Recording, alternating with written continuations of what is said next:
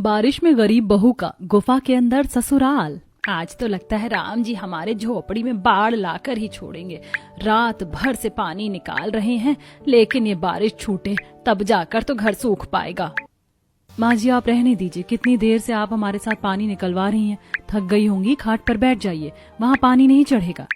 बहुओं तुम दोनों भी तो आधी रात से पानी साफ करने में लगी हुई हो, और रेवा बहू तू तो पेट से है, ऐसी हालत में तुझको आराम करना चाहिए, लेकिन तुझे भी इस कच्चे मकान में हमारे साथ कष्ट काटना पड़ रहा है, तो मैं ऐसे कैसे आराम कर लूं। ऐसा कहते हुए बूढ़ी जमुना दोनों बहू रेवा सुनीता के साथ पानी को चौखट के बाहर निकालने लगती है। तभी बारिश और तेज की हो जाती है, जिसके चलते बारिश के पानी के साथ बहुत सारा कूड़ा कचरा काले काले पानी में अंदर आता है, जिससे प्रेग्नेंट रेवा नाक बंद कर लेती है। ये एकदम से गटर के जैसी गंदी बास कहाँ से आ रही है। जेठानी जी मेरा जी खराब हो रहा है। तभी सुनीता चौखट के अंदर से आते हुए बारिश के पानी पर ध्यान देती है, जो कि तेजी से घुस रहा था। देवरानी जी दुर्गंध तो आएगी ना। नाले का गंदा पानी बारिश के पानी में मिलकर हमारे घर में भर रहा है। पता नहीं ये बारिश हमसे क्या क्या जलवाएगी। अगर हमारे पतियों ने बरसात लगने से पहले चौखट थोड़ी ऊंची करवा ली होती ना, तो ये नौबत नहीं आती। सुनीता बहू तू हसुए के ब्याह में खुरपी का गीत किस लिए गा रही है? जब तू जानती है कि चौखट बनवाना अभी संभव नहीं है, तो एक ही बात को बार बार किस लिए दोहरा रही है? कविता अपनी भाभी के साथ पानी भरवा कर मैं बाहर से देखती हूँ, शायद से कोई पन्नी वगैरह नाली में चला गया, इसीलिए नाली जाम हो गया होगा। जी माँ ठीक है। कविता एक बाल्टी लेकर सुनीता के साथ साथ गंदा पानी बाहर निकलवाने लगती है। जानकी संभाल कर पैर रखना, एक तो वैसे ही चौखट टूटी हुई है, ऊपर से बारिश कर पानी में डूब गई है। ठीक है जी। जानकी अंदाजे से एक एक पैर पानी में डालती है, और जैसे घर से बाहर आंगन में आती है तो दलदल जैसा हाल बना रखा होता है। वहीं पड़ोसन शारदा अपने पक्के मकान की बैल्कनी में बैठी चाय की चुस्की ले रही थी। आहा, ऐसी सुहानी बारिश में मस्त ठंडी ठंडी हवा खाते हुए गर्मा गर्म चाय पीने का मजा ही अलग है। वरना मेरे गरीब पड़ोसियों का तो सारा वक्त बारिश में घर से पानी निकालने में ही गुजर जाता है। अपने घर के खराब गरीब हालातों पर घमंडी शारदा को ताना सुनाते देख जानकी बिना कोई जवाब दिए डंडे के सहारे नाले के निकासी के पास जमा हुए पॉलिथीन वगैरह को बाहर निकालने लगती है। सारा कचरा पन्नी तो बाहर कर दिया, फिर भी पानी कितना धीरे धीरे निकास हो रहा है, लगता है कोई पत्थर फंस गया है।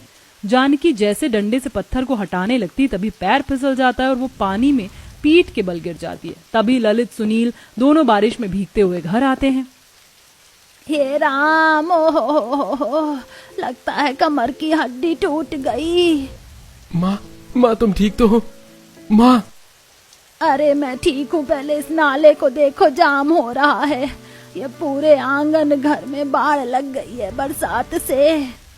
भैया आप माँ को घर ले जाइए, मैं नाले को साफ करता हूँ। ललित नाली के निकासी के पास अटके हुए पत्थर और काई को हटाता है, जिसे देखते देखते कुछ देर में आंगन में इकट्ठा पानी नाले में चला जाता है, और लगभग 1-2 घंटे में कविता सुनीता भी घर का पानी निकालती हैं।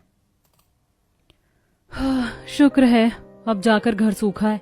मम्मी अब तो घर भी सूख गया और बारिश भी छूट गई, हमको खाना बनाकर दे दो, बहुत तेज की भूख लगी है। तुझे तो जब देखो भूख लगी रहती है, पूरा दिन बस खाना मांगता है, चैन की सांस तो लेने दे।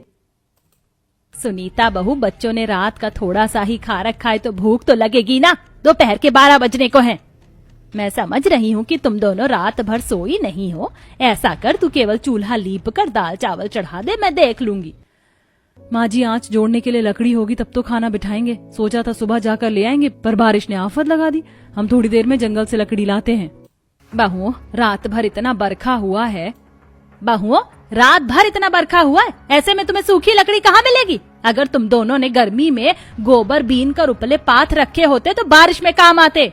फैक्ट्री में से हम थोड़ा लकड़ी का बुरादा लेकर आए हैं, देख लो अगर इससे बात बन जाए, कहीं बारिश में भीग न गया हो। रेवा बोरी के अंदर से लकड़ी का बुरादा निकालती है, जो कि बारिश में हल्के भीगे थे। बुरादा थोड़ा सीला सा है, लेकिन अभी के लिए बुरादा झोंक कर हम खाना पीना बना देते हैं, फिर दोपहर में जंगल से लकड़ी बीन कर ले आएंगे। थोड़ी देर में दोनों बहुएं मिलजुल कर दाल चावल पकाकर ससुराल वालों को परोस कर देती हैं। सबका खाना डाल दिया, आप सब लोग खा लीजिए। सब खाना ही शुरू करते हैं तभी दोबारा से घटाएं गरजने लगती हैं, जिस पर ससुर रामदास। बहू, तुम दोनों अभी जाकर ही लकड़ी ले आओ, इससे पहले कि मौसम काला कर दे। जी ससुर जी। कविता, तुम सबकी थाली में घटा बड़ा देख लेना, ठीक है? छोटी भाभी मैं सबको खिला दूंगी, आप दोनों जाइए। थोड़ी देर में दोनों देवरानी जेठानी लकड़ी लेने जंगल में आ जाती हैं, जहां छोटे छोटे खोखले से गड्ढे जमीन के अंदर जा रहे थे। बारिश के चलते ये दूब घास भी पानी में डूब गई है, लेकिन बारिश के पानी में धुलकर पेड़ पत्ते घास एकदम हरे चमकदार से लग रहे हैं। और मौसम में भी कितनी ठंडक सी पड़ गई है, वरना गर्मी ने तो पिछले 2 महीने से घमस मचा के रखी थी। अरे, कोयल की मीठी मीठी आवाज कहाँ से आ रही है? देवरानी जी, वो देखो, आम की डाल पर बैठी तुम्हारी कोयल। रेवा जैसे ही आम के पेड़ को देखती है तो शाखाओं में सफेद सफेद से फूल लगे हुए थे। जेठानी जी देखिए, आम के पेड़ पर मोजरे आ गई तो। पहली बारिश की फुहार लगते ही आम की मोजरे लग जाती हैं, इसी में से कैरी निकलेगी। तभी पत्तों पर ठहरा पानी जैसे कोयल पर गिरता है, वो घोंसला छोड़कर पेड़ के खोखले टहनी के अंदर चली जाती है, जिसे देख रेवा दंग होती है। हम इंसानों से अच्छे जुगाड़ तो ये पंछी परिंदे कर लेते हैं। गर्मी में पेड़ों पर घोंसला लगाकर ठंडी ठंडी हवा खाते हैं और बरसाते लगते टहनी के खोखले हिस्से में बसावट कर लेते हैं। जैसे ही दोनों पेड़ से आगे बढ़ती हैं, रेवा का पैर एक दलदली सी जमीन पर पड़ता है, जो कि जमीन में जा रही गुफा जैसा था, जिसे देख दोनों डर सी जाती हैं। जेठानी जी, ये तो देखने में गुफा सा लग रहा है, कहीं इसमें शेर ने मान तो नहीं लगा रखा होगा। तभी जमीन के उस खोखले गड्ढे से एक मोटा सा चूहा बाहर निकल के चू चू करते हुए घने जंगल की ओर भाग जाता है। चूहा! देवरानी जी, ये कोई गुफा नहीं, चूहे का बिल था। तुमने तो मेरी सांस अटका दी थी। जेठानी जी, मैंने इतना बड़ा चूहे का बिल आज तक नहीं देखा था। देवरानी जी, वो चूहा नहीं, घुस था, और घुस जमीन के अंदर ही गड्ढा लगाते हैं। यहाँ सूखी लकड़ी नहीं मिलेगी, आज जंगल के थोड़ा अंदर चलते हैं। थोड़ी देर में दोनों जंगल के घने भाग में आ जाती हैं, जहां पूरी जमीन में पेड़ों की जड़ें फैली हुई थी और हर 2 कदम पर जमीन के अंदर गड्ढे जा रहे थे। वहीं जमीन में बड़ा सा गड्ढा करके एक नील गाय बैठी हुई ठंडक ले रही थी। गिलहरी पेड़ों पर उछल कूद कर रही थी। जंगल के उस घने हिस्से में इतना सन्नाटा था कि पेड़ों की झरझर हवा की आवाज को साफ सुना जा सकता था। जेठानी जी, कल से कितनी बारिश हुई है, लेकिन यहाँ पर बारिश की एक बूंद का भी नामो निशान नहीं है, क्योंकि ये पेड़ इतने झमाट हैं। देख रही हो, एक दूसरे पेड़ पर के पत्तों ने जकड़ रखा है, ऊपर से इनके तने कितने मोटे से हैं। तभी दोनों एक कटफोड़वा को देखती हैं, जो कि तने में चोंच से गड्ढा कर रहा था और पूरे जंगल की जमीन सूखे पत्तों से ढकी हुई थी, जिसे देख दोनों खुश हो जाती हैं। यहाँ तो सूखे पत्तों की बौछार लगी हुई है, हमें 2-4 बोरी ज्यादा लेकर आना चाहिए था, फिर इसे भी ले चलते हैं तो कितने दिनों तक चूल्हा जलने का जुगाड़ हो जाता। हाँ, सही कहा। दोनों बिखरे हुए सूखे पत्तों को बटोरने लगती हैं। तभी जमीन के पतले से गड्ढे से सांप का बच्चा रेंगते हुए बाहर निकलता है, जिसे देख डर के मारे सुनीता के हलक से आवाज नहीं निकलती। सांप! रेवा, भागो यहाँ से! दोनों तेजी से भागते हुए जंगल से घर आ जाती हैं। क्या बात है बड़ी बहू, छोटी बहू, तुम दोनों की सांस क्यों चढ़ी हुई है? सुनीता जानकी को पूरी बात बताती है, जिस पर दोनों को फटकार लगाती है। बहू, तुम दोनों को जोखिम मोल लेकर उस घने हिस्से में जाने की जरूरत ही क्या थी? बारिश का मौसम में सांप बिच्छू निकलते हैं। माँ जी, अगर लकड़ी लेकर नहीं आते तो खाना कैसे बनाते? काश कि हमने भी गैस का कनेक्शन ले रखा होता तो बारिश के मौसम में जंगल में नहीं भटकना पड़ता। बस थोड़े दिन का और इंतजार कर लीजिए, हमने अपने मालिक को पगार बढ़ाने के लिए बोल रखा है, जल्दी गैस का कनेक्शन कर लेंगे। बेटा, बाकी चीज तो बाद में करवाना, सबसे पहले मकान की मरम्मत करवाना सबसे जरूरी है। देखो, दीवार में दरार ही दरार आ गई है और छत भी एकदम हल्की हो गई है। किसी दिन तगड़ी बारिश होगी तो कहीं मकान ढह न जाए। पिताजी, घर के खर्चे से पैसे बच ही नहीं पा रहे हैं, किसी तरह थोड़े पैसे जोड़कर मिस्त्री लगवाकर सबसे पहले चौखट ऊंची कराएंगे और दीवार भी पक्की करवाएंगे। थोड़ी देर में बहुएं खाना बनाती हैं और सब रूखा सूखा खाकर चटाई बिछाकर जमीन पर सो जाते हैं। बेचारी गरीब ससुराल वाले बारिश के मौसम में बड़ी मुश्किल में टाइम काट रहे थे। तभी एक दोपहर हल्की हल्की बारिश की बूंदें टिपटिपा रही होती हैं। दोनों बहू रसोई में खाना बनाने में जुटी थी। तभी एकदम से रसोई की लगी दीवार, दरवाजा दोनों ढह जाते हैं, जिस दुख के चलते सास ससुर की आंखें डबडबा जाती हैं। जिस बात का डर था वही हुआ। अरे, दीवार भी टूट गई और चौखट दरवाजा दोनों उखड़ गया, अब क्या होगा? मम्मी देखो, दीवार कितनी जोर से हिल रही है, मुझको डर लग रहा है। माँ जी, पापा जी, हम सबको ये मकान जल्द से जल्द खाली करना पड़ेगा। ये बाकी तीनों दीवार भी बिल्कुल कमजोर है, घर ज्यादा देर नहीं टिक पाएगा। चलिए सब लोग जल्दी से बाहर निकलिए।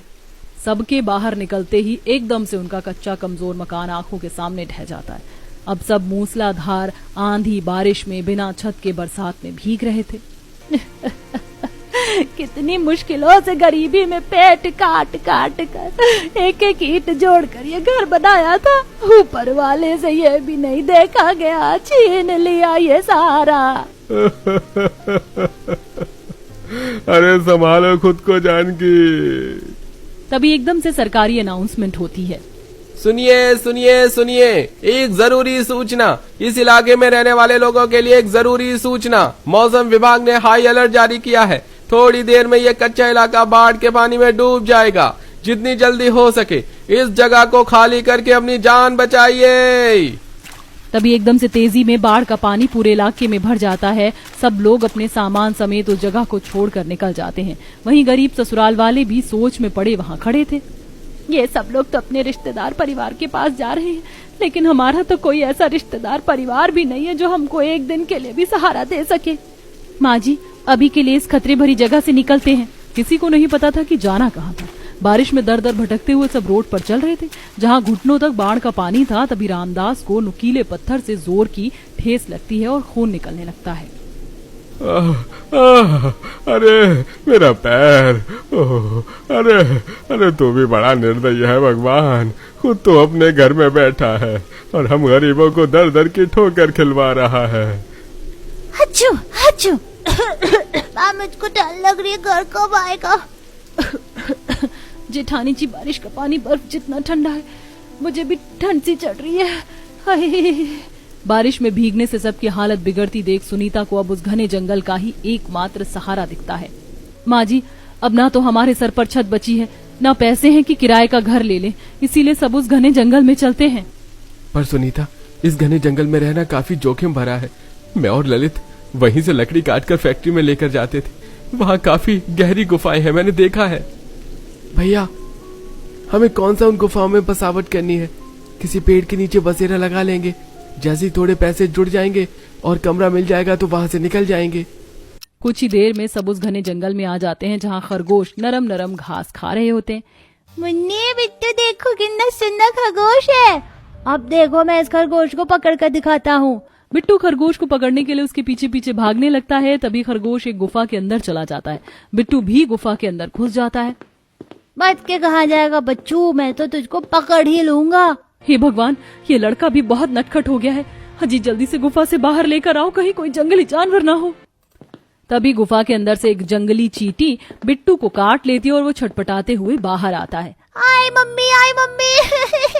बिट्टू, मेरे बच्चे, क्या हुआ तुझको? मम्मी, मुझको किसी चीज ने काट लिया, गुफा के अंदर दर्द हो रहा है। क्या जरूरत थी खरगोश के पीछे भागकर गुफा में जाने की? पता नहीं किसने काटा है। सुनीता बहू, तो ऐसे घबराएगी तो बिट्टू भी डर जाएगा। ला मुझे देखने दे। तभी जानकी बिट्टू के पैर पर लाल निशान देखती है, जो कि चींटी के काटने का होता है। बहू, इसे चींटी ने काट लिया, थोड़ी देर में डंक उतर जाएगा। तभी सुनील गुफा से बाहर निकलकर उनके पास आता है। इस गुफा के अंदर तो रहने के लिए काफी ज्यादा जगह है, इतना कि हमारा पूरा परिवार गुफा में समा सकता है। हम गुफा के अंदर ही चलते हैं। वैसे भी इस घने जंगल में रात के वक्त खुले में रहना बिल्कुल सुरक्षित नहीं रहेगा। देखते देखते पूरा ससुराल गुफा के अंदर आ जाता है, जो कि अंदर से चौरस था। भाभी, गुफा तो अंदर से कितनी ज्यादा ठंडक भरी है। सच में मुझे तो लगा था कि गुफा के अंदर मेरा मन घबराएगा, लेकिन ये कितना खुलासा है। बस सतह पर थोड़ी सूखी काई जमी से हम इसे साफ कर लेते हैं, पर बिना झाड़ू के साफ सुथरा कैसे करेंगे? तभी सुनीता को गुफा के पत्थरों के बीच में ऊंची ऊंची घास पनपी दिखाई देती है, जो कि सूख कर पीली पड़ चुकी थी। इस सूखे पुलों से बात बन जाएगी, मैं साफ कर देती हूँ। ठीक है, तब तक हम कुछ लकड़ी लेकर आते हैं। गुफा के बाहर मशाल जलानी पड़ेगी, क्योंकि थोड़ी देर में अंधेरा छा जाएगा। सुनील बेटा, कुछ फल मिल जाए तो लेते आना, भूख सी भी लग रही है। माँ, इस जंगल में इतनी सारी नीलगाय हैं, अगर फल लगे भी होंगे तो वो चर गई होंगी। जेठ जी, आप लकड़ी ले आइए, फल चुनकर मैं ले आती हूँ। हमने देखा है फल के पेड़। तब कविता रेवा गुफा से बाहर फल चुनने आती हैं और उसी आम के पेड़ के पास आती हैं, जहाँ बरसात से काफी मीठे रसीले आम पेड़ से चू कर गिरे थे और वहीं एक कटीले झाड़ी से कुछ लाल लाल से फल भी टपक रहे थे।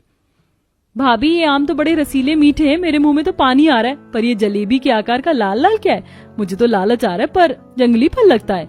रेवा जैसे उस फल को देखती तो उसके मुंह में पानी आ जाता है। कविता, ये कोई जंगली फल नहीं, जलेबी है। ये हरे वाले तो कच्चे कसेले से लगेंगे, मगर ये लाल वाले खाने में बहुत ही मीठे लगते हैं। ये लाल वाले चुन लो। दोनों मिलकर जल्दी जल्दी आम और जलेबी फल को चुनने लगती हैं। तभी पास के मांद से सियार सोया देखकर कविता के हाथ पैर ठंडे पड़ जाते हैं। भाभी, सियार, भागो। दोनों थोड़े ही फल बटोर कर भागते हुए गुफा के अंदर आती हैं, जहां दोनों भाई पत्थर घिसकर मशाल जला लेते हैं। ये जुगाड़ का काम कर गया। लग नहीं रहा था कि पत्थर में से चिंगारी निकलेगी, पर ये हो गया। गुफा में रोशनी देखकर तीनों बच्चे ताली बजाते हैं। ये हमारी गुफा वाले घर में भी लाइट आ गई। हाँ, पर अब हम इस गुफा के अंदर छुपन छुपाई नहीं खेल पाएंगे, हम बाहर किसी दूसरी गुफा में खेलेंगे, ठीक है? बच्चों की बातें सुनते ही सुनील उन्हें सख्ती से डांट लगाता है। बच्चों, तुम तीनों को ऐसे किसी भी गुफा में नहीं जाना। पर क्यों? हम तो बस खाली खेलने के लिए जाएंगे। बच्चों, क्योंकि गुफा के अंदर बहुत ही खतरनाक शेर रहते हैं। अगर तुम गुफा के अंदर जाओगे तो वो तुम्हें खा जाएंगे। कविता की बात सुनकर तीनों बच्चे काफी ज्यादा डर जाते हैं। अब दोनों बहू गुफा को साफ सुथरा कर देती हैं और सब ताजे मीठे फलों का स्वाद चखते हैं। आहा, ये आम तो बिल्कुल अमृत जितने मीठे और रसीले हैं। सालों के बाद इतने स्वादिष्ट आम खाए हैं। माँ जी, एक बारी जलेबी फल खाकर देखिए, बहुत ही स्वादिष्ट है। किसी तरह सब फलों से पेट भरकर गुफा में बैठे बैठे झपकी लगा लेते हैं। जैसे ही आधी रात गुजरती है तो कुछ जंगली जीव जंतु गुफा के बाहर झुंड बना लेते हैं और दहाड़ने लगते हैं, जिसे देख सब कच्ची नींद से जग जाते हैं। लगता है गुफा के बाहर जंगली जीव जंतु ने डेरा जमा लिया है। बस किसी तरह जल्दी से सुबह हो जाए। सभी के चेहरे पर बड़ा खौफ देखा जा सकता था। अगली सुबह दोनों के पति पत्थरों को पैना करके जंगली जीव जंतु से सुरक्षा के लिए हथियार बनाते हैं। वहीं दोनों बहुएं मिट्टी का चूल्हा लगाती हैं। सास ननद पेड़ के पत्ते से पत्तल वगैरह बनाती हैं। तब दोनों बहू पकाने के लिए जंगल से कुछ कच्ची सब्जियां तोड़ कर लाती हैं, जैसे कि जंगली कुंदरू और धान की बालियां वगैरह। वहीं खाना पकाने के लिए कुछ मिट्टी के बर्तन भी तैयार करती हैं। वैसे जेठानी जी, इस जंगल में ठंडी ठंडी ताजी ताजी हवा खाते हुए खाना बनाने का मजा अलग है। सही कहा देवरानी जी, वरना हमारा कच्चा मकान तो गर्मी में आग फेंकता था। यहाँ सुकून तो है, और रात को कितनी मीठी नींद आई गुफा में। दोनों बातचीत करते हुए गुफा के बाहर ही चूल्हा डालकर खुले में खाना बना रही होती हैं। तभी एक जंगली सांड आ जाता है। रेवा, बचकर देखो, सांड! इस बार रेवा बिना खौफ खाए चूल्हे में से जलती लकड़ी निकालकर सांड के आगे कर देती है, जिससे वो दूसरी दिशा में भाग जाता है। क्या बात है देवरानी जी, 2 दिन में ही तुम इस जंगल के रहन सहन में ढल गई। जेठानी जी, जब इस गुफा में बसावट कर ली तो इन जंगली जीव जंतुओं से क्या डरना। ऐसे ही समय गुजरता है। बारिश के मौसम में गरीब ससुराल वाले गुफा के अंदर ही बसेरा लगाकर गुजारा कर रहे थे। वहीं अक्सर उन्हें गुफा में जहरीले कीड़े मकोड़ों का सामना भी करना पड़ता है, जिससे जान का खतरा लगा रहता। दोनों के पति जंगल से लकड़ी काटकर बाजारों में कुर्सी टेबल सामान बनाकर बेचते हैं, जिससे अब वह अपने परिवार का खर्चा निकालने लगते हैं और पैसे जोड़ना चालू करते हैं। वहीं बहुएं अपनी गुफा के बाहरी थोड़े से जमीन में साग सब्जी वगैरह रोप देती हैं, जो कि बरसात में जल्दी उग जाते हैं, जिससे वह अपने खाने में इस्तेमाल करते हैं। वहीं थोड़े ही दिनों में पैसे जोड़कर अब दोनों भाई किराए का घर ले लेते हैं, जिससे अब बारिश में उस गुफा के अंदर रहने से छुटकारा मिल जाता है। अब हमें इस गुफा में रहने की कोई जरूरत नहीं है। हमने हम सब के लिए किराए का मकान देख लिया है और एडवांस भी दे दिया है। आप सब सामान बांध लीजिए।